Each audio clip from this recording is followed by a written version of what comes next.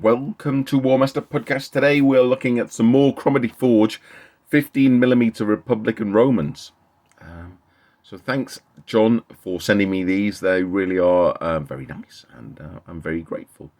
So what's so special about these, and why am I talking about these or rather than other ones? Well, when I put these, because normally John has like strips of miniatures in his directory. So you go into, I want to print some warriors. So you go on warriors and it'll have warriors batch, and you put them in and it will print you like a strip of how many, 6 or whatever warriors.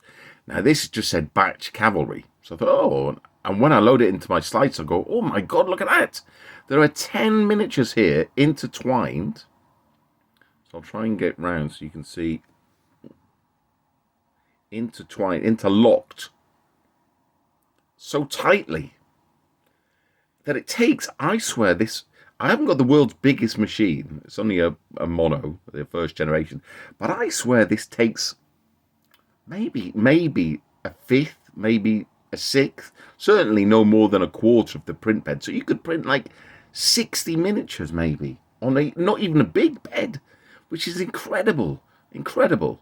I mean, they were a little bit more difficult than normal to clean up because obviously you're having to get in and trim bits off underneath and then get in and trim bits off because it's kind of interlocked. But the trade-off is you get a shit ton of miniatures on your bed, just like a crazy amount.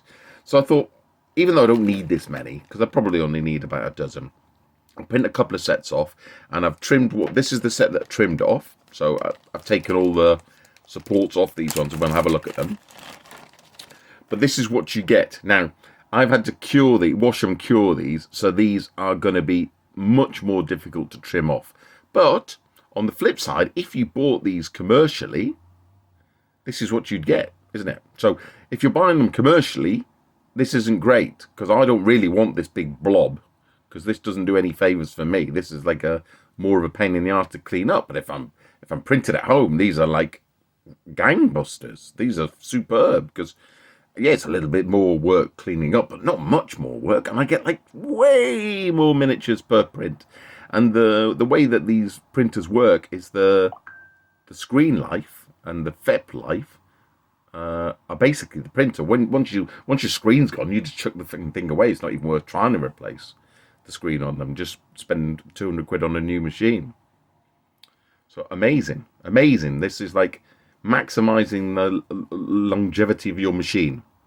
So they are going to be a bit of a pest cleaning up now, these ones in particular, because I've let them cure and they've been washed. But this is what you'd get. So if I'd paid, well, how many there are? 2, 4, 6. So maybe, I don't know how much you'd pay by getting these printed commercially, but I paid to get them printed commercially. For example, they turn up like this, and I'm going to have to clean them up. So I will share your pain, maybe, and I'll see if I manage to get them all out in one piece, or if I start losing legs and noses, feet.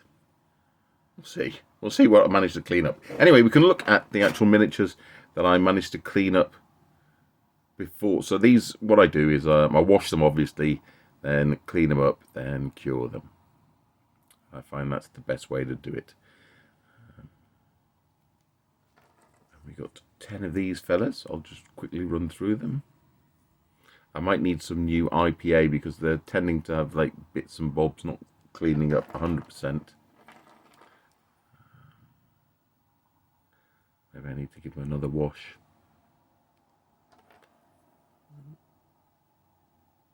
But you get an incredible amount of detail on 3D printing.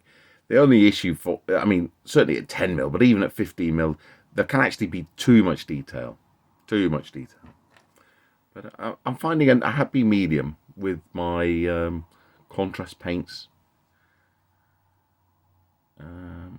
So I'm finding a way of getting them painted to a tabletop standard and not spending too much time. Something's going on my phone. You can probably hear. One thing I do need to own up to, over Christmas I got myself a new game. It wasn't very expensive, it's a little bit old, and it's a bit like XCOM-esque. So if you've ever played XCOM, it's a game called Battle Brothers. Oh my God. So I got a bit addicted over Christmas.